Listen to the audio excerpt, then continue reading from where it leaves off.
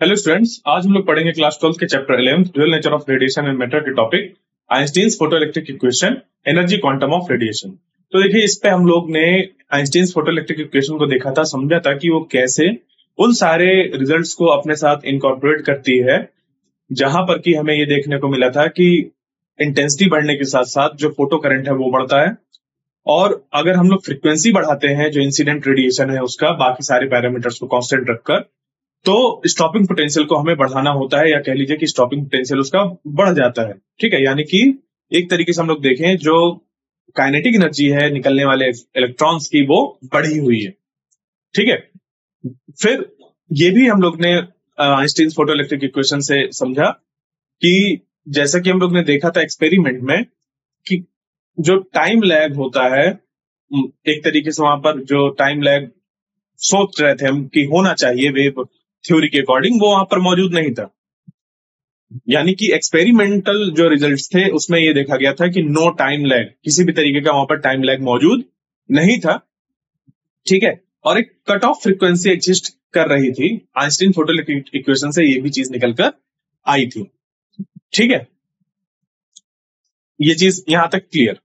तो यही सारी चीजें हम लोग ने डिस्कस करी थी, और फिर वही फोटोइलेक्ट्रिक इक्वेशन को हम लोग ने देखा था कि कुछ ऐसे भी लिखा जा सकता है, जहां पर कि ये जो इक्वेशन है, अगर आप इसको देखें तो ये इक्वेशन कैसी दिख रही है हमें, y is equal to M X plus C के टर्म्स पर। ठीक है, यानी कि ये हो गया y, ये इक्वल, ये हो गया m, ये हो गया x, और ये यहां पर मतलब प्लस की जगह माइनस हो सकता है, क्योंकि प्लस लगाकर इसको माइनस इस तरीके से बोल सकते हैं, माइनस ये करके। तो माइनस यहां पर हमारा आ जाएगा सी, एक कांस्टेंट। यानी कि अगर हम लोग फ्रीक्वेंसी वर्सेस स्टॉपिंग पोटेंशियल का ग्राफ बनाएंगे तो हमें कैसा मिलेगा, ये एक स्ट्रेट लाइन मिलेगा, और ये जो h बाई ई है ये हमारी होगी वैल्यू किस चीज की, इस ग्राफ के स्लोप की। ठीक है, क्योंकि ये स्लोप के बराबर है h बाई ई। तो जब ऐसा रिजल्ट आया तो मिल्कन को लगा कि ये जो इक्वेशन है वो आइंस्टीन ने सिर्फ ऐसे दे दी है, तो इस पे कहीं ना कहीं गड़बड़ी होगी। तो उन्होंने क्या किया, अपना एम बनाया आइंस्टीन की फोटोइलेक्ट्रिक इक्वेशन को गलत प्रूफ करने के लिए। ठीक है, उसको डिसप्रूफ करने के लिए उन्होंने अपने जो एक्सपेरिमेंट्स थे उनको स्टार्ट किया। तो 1906 से लेकर 1916 तक, 10 सालों तक मिलकर ने सीरीज ऑफ एक्सपेरिमेंट्स परफॉर्म किए फोटोइलेक्ट्रिक इफेक्ट पर, इस एम के साथ कि वो आइंस्टीन की फोटोइलेक्ट्रिक इक्वेशन को क्या करेंगे, डिसप्रूफ कर देंगे। उन्होंने मेजर किया slope of the straight line obtained for sodium, और जो ई की वैल्यू नोन थी वहां से उन्होंने प्लैंक्स कांस्टेंट की वैल्यू फाइंड करी, जो कि निकल कर आ रही थी बहुत ही क्लोज उस वैल्यू के, जहां पर कि हमारा 6.626 इंटू 10⁻34 जूल सेकेंड होता है प्लैंक्स कांस्टेंट। यानी कि उन्होंने h बाई ई की वैल्यू ग्राफ से निकाली, ई की वैल्यू पता ही थी। ठीक है, तो ई की वैल्यू जाकर यहां पर मल्टीप्लाई कर दी तो एच की वैल्यू निकलकर आ गई। इस एच की वैल्यू को देखा गया कि ये इसके बराबर था, नियर अबाउट। तो इस कारण से ये हुआ कि जो इक्वेशन है वो सही दे रही है। ठीक है, तो ये जो हमारा वैल्यू निकल कर आया था 6.626 इंटू 10⁻34 जूल सेकेंड, ये एकदम डिफरेंट कॉन्टेक्स्ट में निकल कर आया था। ये यूज करी थी किसने, ये वैल्यू यूज करी थी प्लैंक ने ब्लैक बॉडी रेडिएशन के ग्राफ को एक्सप्लेन करने के लिए। उन्होंने इस चीज को नाम दिया था, इस वैल्यू को नाम दिया था कि एक सिर्फ उन्होंने ग्राफ को बनाने के लिए इस वैल्यू का यूज किया है, इससे ज्यादा कुछ नहीं है ये। ठीक है, उनके अकॉर्डिंग यही था, बट एक्चुअली में ये बहुत ही इंपॉर्टेंट हमारी वैल्यू होती है, ये बहुत इंपॉर्टेंट कांस्टेंट है। ठीक है, क्लियर। तो अब मिल्कन ने एक डिफरेंट पूरे एक्सपेरिमेंट से इस वैल्यू को फाइंड किया, और प्लैंक ने डिफरेंट एक्सपेरिमेंट पर इस वैल्यू को यूज किया था उनके रिजल्ट्स को एक्सप्लेन करने के लिए। तो ये बात एस्टेब्लिश हुई कि जो आइंस्टीन की फोटोइलेक्ट्रिक इक्वेशन है वो गलत नहीं है। तो in this way in 1916 Millikan proved the validity of Einstein's photoelectric equation instead of disproving it. वो उसको डिसप्रूव करना चाह रहे थे, बट उसको क्या कर गए, प्रूव कर दी उन्होंने कि वो सही है। इस वजह से फिर उनको दोनों को ही जो नोबेल प्राइज था वो मिला था। So the successful explanation of photoelectric effect using the hypothesis of light quanta and the experimental determination of value of h and phi naught in agreement with the values obtained from other experiments led to the acceptance of Einstein's picture of photoelectric effect। अब क्योंकि हुआ क्या कि Einstein ने तो सिर्फ theoretical ऐसा उन्होंने अपने जो उनको समझ पे आ रहा था, उन्होंने एक पिक्चर सबके सामने रखी कि ऐसा हो सकता है। फिर मिल्कन ने एक्सपेरिमेंट्स किए, एच की वैल्यू निकली, फाई नॉट की वैल्यू निकली, और इन दोनों की वैल्यू एक डिफरेंट एकदम एक्सपेरिमेंट से जो वैल्यूज निकल कर आ रही थी वो इन वैल्यूज के साथ मैच कर रही थी। यानी कि जो आइंस्टीन्स की फोटोइलेक्ट्रिक इक्वेशन है वो कहीं ना कहीं सही है। तो इस तरीके से Millikan verified photoelectric equation with great precision for a number of alkali metals over a wide range of radiation frequencies. और उन्होंने मतलब बहुत ढेर सारे एल्कली मेटल्स लिए, बहुत ढेर सारी फ्रीक्वेंसीज लिए और सबके ग्राफ ड्रॉ किए। ठीक है, तो जब बहुत ढेर सारे उन्होंने ग्राफ ड्रॉ किए और उन सभी ग्राफ का h बाई ई की वैल्यू यानी कि स्लोप की वैल्यू निकाली, उसको निकालने के बाद ई से मल्टीप्लाई किया, यानी h बाई ई की वैल्यू निकालकर जब उन्होंने इस ई का इधर मल्टीप्लाई किया तो हमें h की वैल्यू पता, मतलब ई को उधर मल्टीप्लाई किया तो h की वैल्यू पता चल गई। और इन्होंने बहुत ढेर सारे एक्सपेरिमेंट्स करके ये वैल्यू हर एक एल्कली मेटल और डिफरेंट डिफरेंट फ्रीक्वेंसीज के लिए वो वैल्यू यही थी, स्लोप कांस्टेंट है क्योंकि। तो इस कारण से यहां पर ये बात निकल कर आई कि जो आइंस्टीन की फोटोइलेक्ट्रिक इक्वेशन है वो सही है। तो अगर आइंस्टीन की फोटोइलेक्ट्रिक इक्वेशन सही है तो उन्होंने जो शुरुआत में माना चीजों को कि जो हमारा एनर्जी और जो मैटर होता है, यानी कि रेडिएशन और मैटर का जो इंटरेक्शन होता है वो कैसे होता है, कंटिन्यूअस नहीं होता, वो कैसा होता है, डिस्क्रीट फॉर्म पर होता है। तो इसको एक्सेप्ट करना पड़ा, इस बात को एक्सेप्ट करना पड़ा कि जो लाइट है वो पार्टिकल की तरह बिहेव करती है, इस बात को भी एक्सेप्ट करना पड़ा। तो जब ये सारी इस तरीके की चीजें हुई तब जाकर ये हुआ कि देखो जो लाइट है वो हमारी पार्टिकल नेचर है उसको। तो जो अब बात आई वो ये आई कि अगर पार्टिकल नेचर है तो हमें क्या क्या ध्यान रखना होगा उस लाइट या रेडिएशन को एज अ फोटोन अगर हम लोग देखें तो उनकी प्रॉपर्टीज क्या होंगी। तो photoelectric effect so that light behaves as if it is made of quanta और packets of energy, each of energy H nu. हर एक पैकेट की एनर्जी या जो क्वांटा होता है, क्वांटा ऑफ एनर्जी, उसकी एनर्जी कितनी है, एच न्यू है। ठीक है, और इस एनर्जी पैकेट या क्वांटा ऑफ एनर्जी को बोला जाता है फोटोन। तो लाइट क्वांटम ऑफ एनर्जी या light quanta of energy also associated with momentum. इसका अगर इसके मोमेंटम की अगर बात की जाए, देखो एक फोटोन है अगर हमारा, जो कि हमारा रेडिएशन का पार्टिकल है, तो इस पार्टिकल की अगर हम लोग बात करें तो इसके मोमेंटम भी होना चाहिए। ठीक है, तो इसकी एनर्जी तो हो गई एच न्यू और इसका जो मोमेंटम हो गया वो हो गया एच न्यू बाई सी, जिसको कि लिखा जा सकता है यहां पर एच बाई लेमडा। ठीक है, ये चीज यहां पर लिखी जा सकती है, इसको अगर आप सॉल्व करेंगे तो एच बाई लेमडा मिलेगा। यानी कि फोटोन है तो फोटोन का एनर्जी और फोटोन की हमें मोमेंटम पता चल गया, क्योंकि फोटोन हम मान रहे हैं कि वो पार्टिकल है। अब प्रॉपर्टीज ऑफ फोटोन पर आते हैं। तो वो जो फोटोन है वो कैसे इंटरेक्ट करता है, उसकी एनर्जी क्या होती है, मोमेंटम क्या होता है, और वो उसकी इंटेंसिटी के बारे में अगर हम लोग बात करें, मतलब फोटोन पिक्चर ऑफ लाइट में रेडिएशन की बात करें तो उसको कैसे देखते हैं। तो in interaction of radiation with matter, radiation behave as if it is made up of particle called photons, की ऐसा लगता है जैसे फोटोन से मिलकर बना है।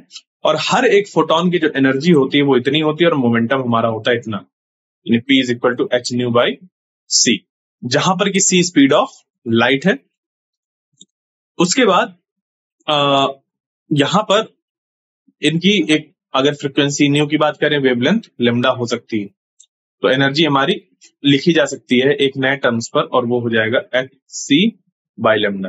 ठीक है, इसको लिखा जा सकता है एच सी बाई लेमडा। ये किसको लिख रहे हैं हम, इसी को, इसी एनर्जी को। ठीक है, ध्यान दीजिएगा यहां पर ये E is equal to H C by lambda है और P is equal to H nu by C है, जो कि बन जाता है एच बाई लेमडा। ठीक है, डिफरेंस है, यानी कि P is equal to H by lambda यहां पर होता है। और अगर ई की बात करें तो ये है h बाई लेमडा इंटू सी, यानी कि P इंटू सी। ये कुछ यहां पर ऐसा रिलेशन बन रहा है। ठीक है, ये किसके लिए है? ये सारी क्वेश्चन जो लिखी हुई है ये फोटॉन्स के लिए। किसके लिए? फोटॉन्स के लिए। Clear?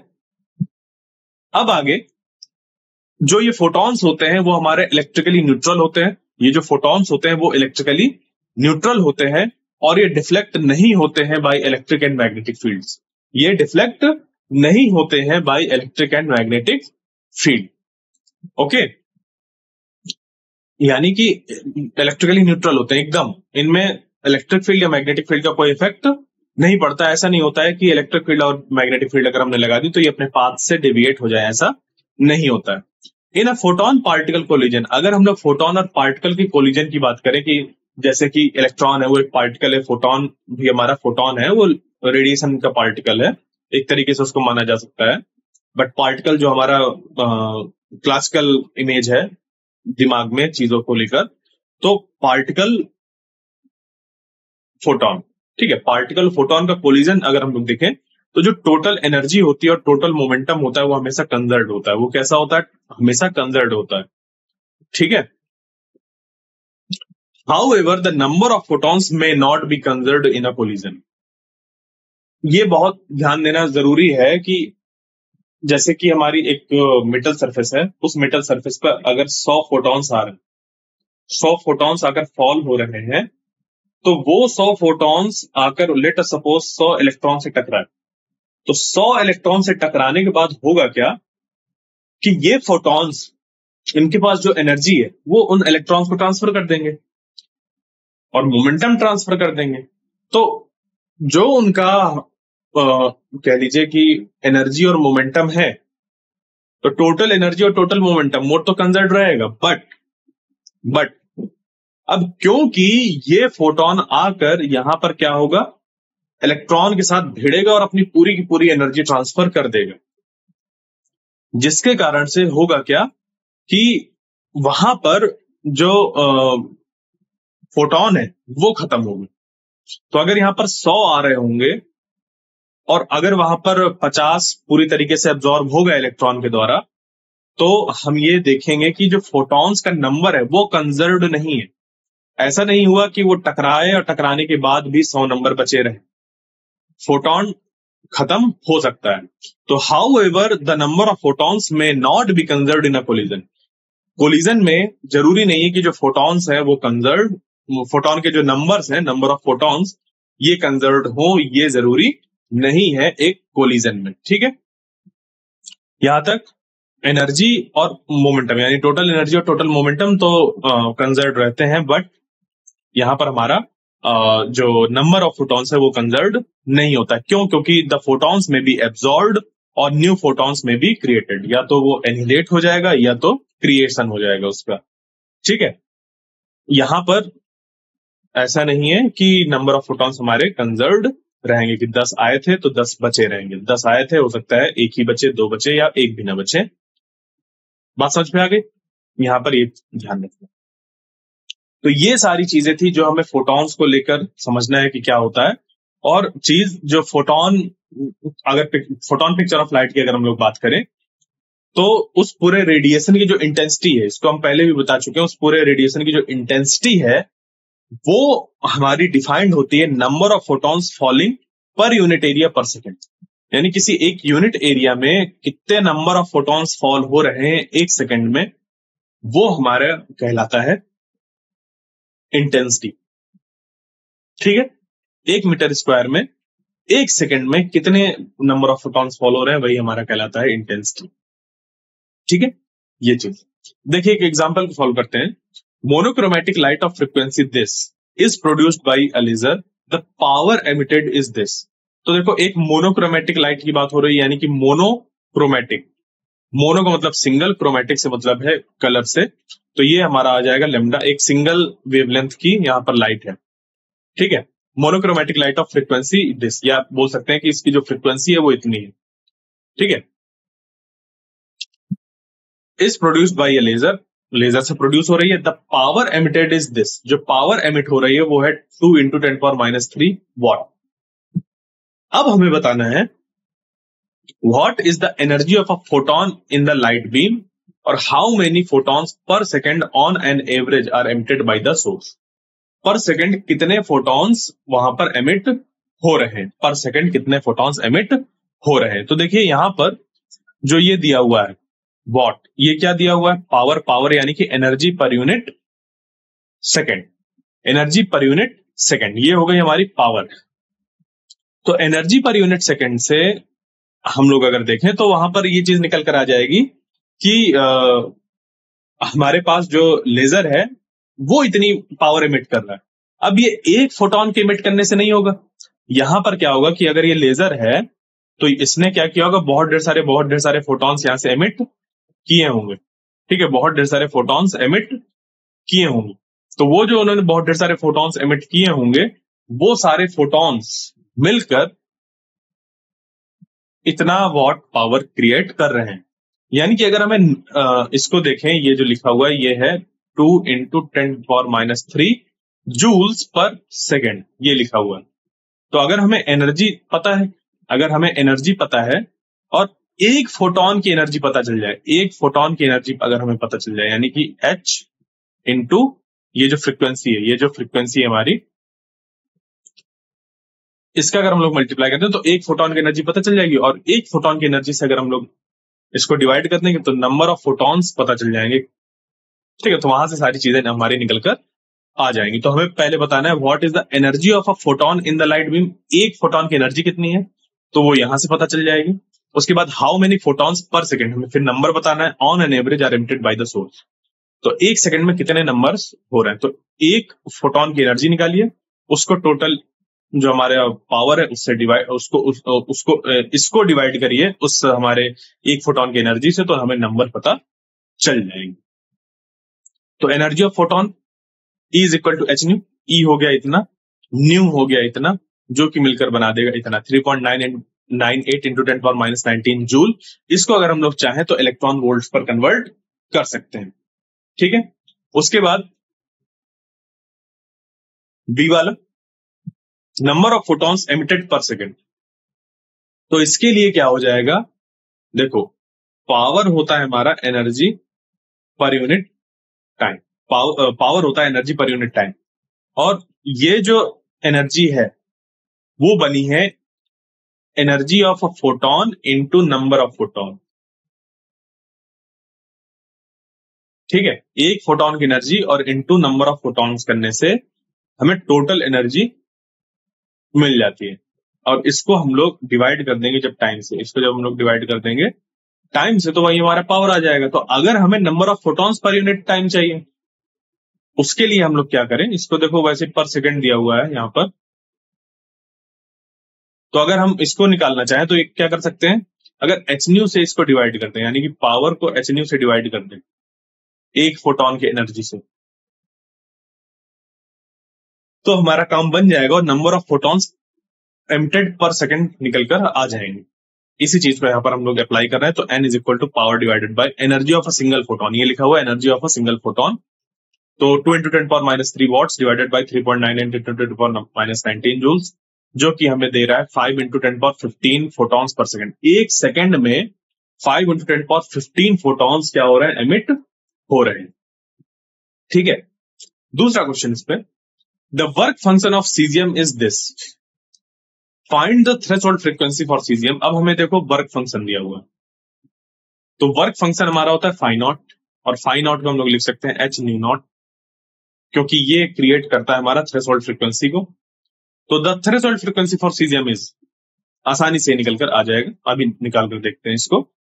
The wavelength of the incident light if the photo current is brought to zero by a stopping potential of 0.60 volt. ठीक है, तो हमें वेवलेंथ बतानी है इंसिडेंट लाइट की, अगर फोटो करंट क्या हो उसको पास लाया जाए। ठीक है, वो भी कैसे, किस वैल्यू के पास, 0 के पास। तो वेवलेंथ क्या होगी, the wavelength of incident light if the photo current is brought to 0, अगर फोटो करंट को हम क्या करें, नियर टू 0 लेकर आए by a stopping potential of this. क्या क्या मतलब होगा वहां पर, ठीक है, तो यहां पर स्टॉपिंग पोटेंशियल हमारा कितना है, 0.60 वोल्ट्स। ये हमारा क्या है, स्टॉपिंग पोटेंशियल। इससे हमें बताना है कि जो लाइट की वेवलेंथ है वो कितनी है। तो वेवलेंथ बताने के लिए हम ऐसा कर सकते हैं, देखो स्टॉपिंग पोटेंशियल जो होता है वो हमारा रिलेटेड होता है फ्रीक्वेंसी से। स्टॉपिंग पोटेंशियल हमारा फ्रीक्वेंसी से रिलेटेड होता है, और दूसरी चीज फ्रीक्वेंसी रिलेटेड होती है हमारी वेवलेंथ से। तो हमें वेवलेंथ अगर बताना है और स्टॉपिंग पोटेंशियल हमें दिया हुआ है, तो हम एक काम कर सकते हैं कि यहां पर जो हमारा स्टॉपिंग पोटेंशियल है उससे क्या करें, इसको फाइंड कर लें, फ्रीक्वेंसी को और वहां से वेवलेंथ को। तो देखिए, सबसे पहले थ्रेशोल्ड फ्रीक्वेंसी बतानी है, तो थ्रेशोल्ड फ्रीक्वेंसी हो जाती है हमारी दिस हमारे work function divided by H. तो nu naught is equal to phi naught divided by H is equal to 2.14 electron volt divided by 6.36 into 10⁻34 joule second. ये जूल सेकेंड्स पर है और ये इलेक्ट्रॉन वोल्ट्स पर है, तो इसको भी हम लोग जूल्स पर कन्वर्ट करेंगे और उसके बाद फिर डिवाइड कर लेंगे। तो ये जूल्स पर कन्वर्ट करने के लिए यहाँ पर हमें 1.6 इंटू 10⁻19 से मल्टीप्लाई करना पड़ेगा, जिससे कि यहाँ पर जूल्स पर ये कन्वर्ट हो जाएगी। उसके बाद इसको सॉल्व करेंगे तो हमारा जो आंसर है वो निकल कर आ जाएगा 5.16 इंटू 10⁻14 हर्ट्ज। ये चीज निकल कर आ जाएगी। ठीक है, यहां तक क्लियर। उसके बाद हमें क्या निकालना था, wavelength of the incident light. हमें वेवलेंथ फाइंड करनी है इंसिडेंट लाइट की। तो इंसिडेंट लाइट की वेवलेंथ कैसे फॉर्म की जाएगी, अब बताइए। जो इंसिडेंट लाइट है उसकी वेवलेंथ कैसे फॉर्म करी जाएगी, फाउंड करी जाएगी। तो हमारे पास एक इक्वेशन है, देखो यहां पर लिखा कुछ भी हो कैसे भी फॉर्म पर, आपके पास एक ही इक्वेशन है और वो है के E is equal to H nu minus phi naught. अब यहां पर इस इक्वेशन से आप हर एक चीज को बना सकते हैं, किसी तरीके की इक्वेशन को ऐसे लिख लीजिए, और जो के ई है उसको आप लोग लिख सकते हैं ई वी नॉट, है ना। आप नहीं चाहते एच न्यू नॉट लिखना, तो ये बन जाएगा हमारा H nu minus phi naught E V naught. V naught is equal to H nu by E minus phi naught by E. मतलब एक ही इक्वेशन है, उसी के सारे फॉर्म है, तो आपको हर एक चीज को अलग अलग याद करने की जरूरत नहीं है। अगर आपको वेवलेंथ फाइंड करना है तो वेवलेंथ के लिए आपको ये फॉर्मूला याद करने की जरूरत नहीं है, ये चीजें निकल आएंगी। कैसे कैसे, यहां पर आपको बस इतना ध्यान देना है कि हमें फोटोन की फ्रीक्वेंसी और स्टॉपिंग पोटेंशियल के बीच में कुछ ऐसा रिलेशन मिल जाए जिससे कि काम बन जाए, तो बस वही चीज यहां पर कर रहे हैं। तो देखिए, ये जो इक्वेशन है यहां पर, इस इक्वेशन को ऐसे लिख सकते हैं E V naught is equal to H nu minus phi naught. ये हो सकती है जैसे ये लिखी हुई है, और इसी को अगर हम लोग देखें तो ये बन जाएगा यहां पर कुछ ऐसा, ये वाली इक्वेशन जो है ये बन जाएगी यहां पर कि जो ई है उसको डिवाइड पे ले आइए, तो वी नॉट और यहां पर आ जाएगा यहां पर ई डिवाइड पे, तो बच गया एच बाई ई। या फिर अगर ना भी लाना चाह रहे हो उसको तो ऐसे रख कर दीजिए, ये आ जाएगा, और ये जो फ्रिक्वेंसी ये बन जाएगा सी बाई लेमडा। ठीक है, ये बन गया C by lambda minus phi naught. अब यहां से फाई नॉट इधर प्लस में चला जाएगा, तो ये हो जाएगा E V naught plus phi naught is equal to H C by lambda. Lambda अब चला जाएगा ऊपर मल्टीप्लाई पे, और ये पूरा टर्म आ जाएगा नीचे डिवाइड पर, तो हो जाएगा H C by E V naught plus phi naught. ठीक है, तो ये लेमडा हमारा निकलकर आ गया इस तरीके से। तो 19.89 into 10⁻26 joule metre divided by यहां पर ई वी नॉट की वैल्यू हम लोग ने यहां पर कन्वर्ट करके लिखी, क्योंकि हमें देखो फाई नॉट की वैल्यू दी हुई है कितनी है, 2.14 इंटू 1.6 इंटू 10⁻19 जूल। दूसरा जो हमें ई वी नॉट है, स्टॉपिंग पोटेंशियल, वो भी दिया हुआ है। ठीक है, हमें देखो स्टॉपिंग पोटेंशियल भी दिया हुआ है, स्टॉपिंग पोटेंशियल यहां पर दिया हुआ है 0.60 वोल्ट। तो इस पे इलेक्ट्रॉन का मल्टीप्लाई कर देंगे हम लोग, तो ये बन जाएगा हमारा कि कितनी एनर्जी वहां पर है उस निकलने वाले इलेक्ट्रॉन की। स्टॉपिंग पोटेंशियल के साथ ई का मल्टीप्लाई कर देते हो तो एनर्जी बन जाता है कि इतनी एनर्जी के साथ इलेक्ट्रॉन निकल रहा है।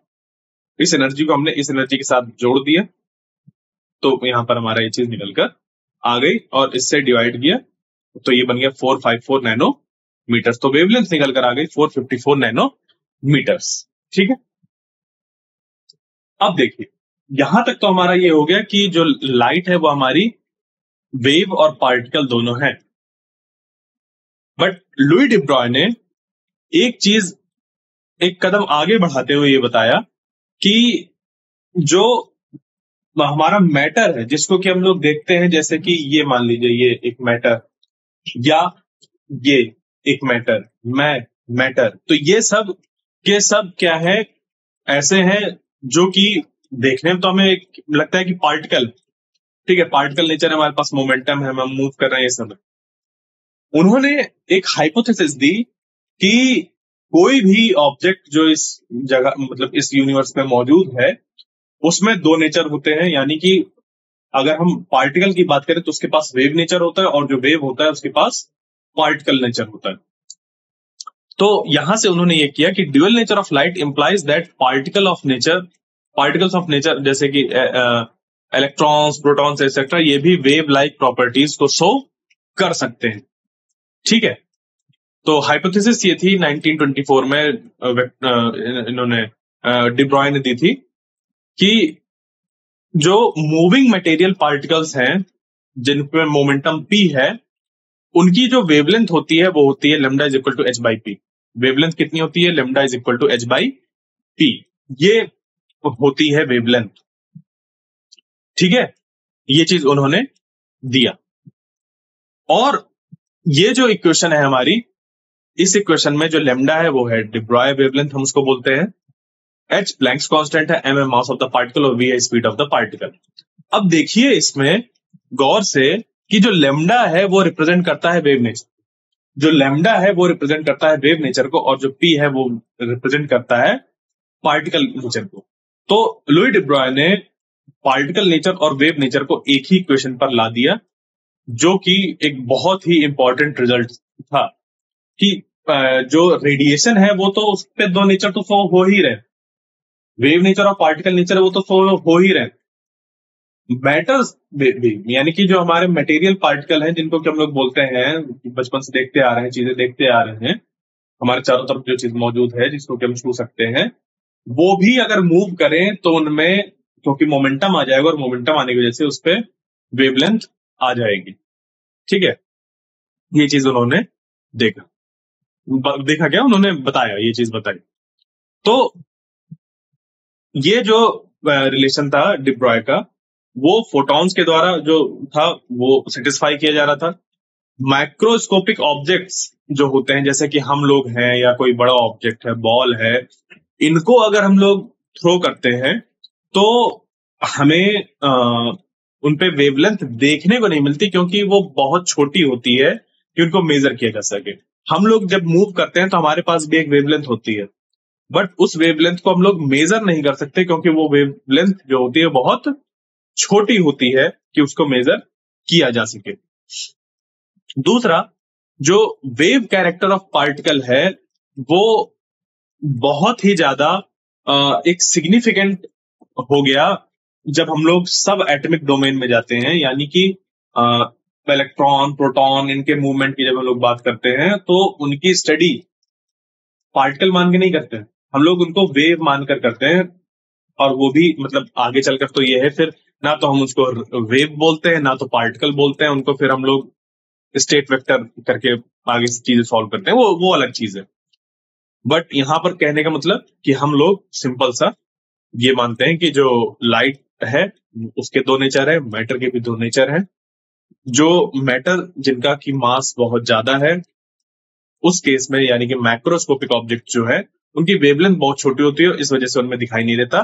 जबकि जैसे इलेक्ट्रॉन है, एक फास्ट मूविंग इलेक्ट्रॉन की वेवलेंथ को ऑब्जर्व किया जा सकता है, और डेविसन जर्मन ने इस चीज पर एक्सपेरिमेंट किया था, बट अब वो आपके सिलेबस में नहीं है डेविसन जर्मन एक्सपेरिमेंट, तो मैं उस पर डिस्कस नहीं करूंगा। तो यहां तक ये बात निकल कर आ गई डिब्रॉय जो हमारा ये हाइपोथेसिस है lambda is equal to h by P, ये बहुत ही इंपॉर्टेंट रोल प्ले करता है आगे हम लोग जो भी चीजें पढ़ते हैं सब एटॉमिक डोमेन में, वहां पर ये बहुत अपने इम्पोर्टेंट रोल प्ले करता है और इससे बहुत ही एक कह लीजिए वैल्यूएबल इंसाइट मिली चीजों को समझने में। ठीक है कि रेडिएशन तो दो नेचर का था ही, मैटर भी अब हमारा दो नेचर का हो सकता है, ये उनकी हाइपोथेसिस थी और डेविसन जर्मन का जो एक्सपेरिमेंट था वहां पर ये चीज हमारी प्रूफ हो गई थी। ठीक है, तो अब इस पे एक और एग्जाम्पल करते हैं और इस चैप्टर को यहीं पर फिनिश करते हैं। तो an electron moves at 5.4 into 10⁻6 metre per second, find its de Broglie wavelength, a ball of mass इतना ग्राम्स ट्रेवल एट इतना metre per second, find its de Broglie wavelength। तो हमें एक इलेक्ट्रॉन जो कि मूव कर रहा है इतने स्पीड से और एक बॉल जो कि मूव कर रही है इतनी स्पीड से, इतने उसका मास है, तो हमें दोनों की de Broglie wavelength निकालकर देखनी है। तो सबसे पहले हमें देखो, अगर de Broglie wavelength निकालना है तो मोमेंटम निकालना होगा। मोमेंटम के लिए m/v करेंगे, तो यहां पर मोमेंटम हो जाएगा mv। तो मास हो गया 9.11 into 10⁻31 किलोग्राम और वेलोसिटी हो गई 5.4 into 10⁻6 मीटर पर सेकेंड। इन दोनों का मल्टीप्लिकेशन हमारा हो गया इतना, यानी कि ये निकल कर आ गया मोमेंटम ऑफ इलेक्ट्रॉन। तो इसकी de Broglie wavelength निकल कर आ जाएगी lambda is equal to h by P, जहां पर कि h हो गया यही हमारा प्लैंक्स कांस्टेंट, डिवाइड कर दिया हम लोग ने इस इलेक्ट्रॉन के मोमेंटम से, जो कि हमें दिया इसने 0.135 नैनोमीटर्स, और ये ऑब्जर्वेबल है, इसको ऑब्जर्व किया जा सकता है। उसके बाद फिर आता है ये कि हमें वो मूविंग बॉल के मोमेंटम के बारे में बात करनी। तो देखो मास कितना है 0.150 किलोग्राम और स्पीड कितनी है 30 मीटर पर सेकेंड। अब इन दोनों को मल्टीप्लाई करिए, इन दोनों को मल्टीप्लाई किया तो मिलकर कितना बना 4.5 किलोग्राम मीटर पर सेकेंड। इसको अब हम लोग जब डिवाइड करेंगे, मतलब इससे जब डिवाइड करेंगे h को, तो 6.63 into 10⁻34 joule second divided by this, जो कि हमें दिया वेवलेंथ की वैल्यू इतना, तो 1.47 into 10⁻34 मीटर, और ये कितना निकल कर आया हमारा 0.135 नैनोमीटर। ठीक है, तो इसका जो हमारा वेवलेंथ है और इसका वेवलेंथ, ये जो वेवलेंथ है इसके ऑर्डर्स पर मतलब अराउंड 19 ऑर्डर्स का फर्क है। ठीक है, 18-19 ऑर्डर्स का फर्क है। तो ये बहुत छोटा है वेवलेंथ, जिसको कि हम लोग ऑब्जर्व नहीं कर सकते। यही रीजन है कि डे टू डे लाइफ पे जो ऑब्जेक्ट्स मूव करते हैं, किसी भी तरीके के ऑब्जेक्ट्स मूव करते हैं, उनका जो मोमेंटम होता है वो बहुत कम होता है, जिसके कारण से हमारा एक तरीके से मोमेंटम बहुत ज्यादा होता है, जिस कारण से कि जो हमारा उनकी जो वेवलेंथ होती है वो बहुत कम होती है। मोमेंटम जो कि बहुत ज्यादा होता है, जो तो वेवलेंथ जो होती है वो बहुत कम होती है, जिसको कि हम लोग ऑब्जर्व नहीं कर सकते जो डे टू डे लाइफ में है उनका, क्योंकि मास हमारा सब एटॉमिक पार्टिकल के कंपैरिजन में बहुत ज्यादा होता है, तो मोमेंटम ज्यादा, जिसके कारण से हमें वहां पर वेवलेंथ बहुत बहुत ज्यादा छोटी मिलती है। आपने देखा 10⁻34 है और ये नैनोमीटर्स पर है, 10⁻9 मीटर्स पर, तो बहुत ज्यादा डिफरेंस। क्लियर? तो इस तरीके से ये हमारे चैप्टर फिनिश हुआ, जहां पर कि हम लोग ने सीखा कि किस तरीके से जो रेडिएशन है उसके दो नेचर होते हैं और साथ में मैटर के भी दो नेचर होते हैं। तो आई होप जो आपको ये लेक्चर था वो समझ पे आया होगा, और ये जो चैप्टर्स पे मैंने डिस्कशन किया वो सारा समझ पे आया होगा। मिलते हैं नेक्स्ट चैप्टर में, तब तक के लिए थैंक यू।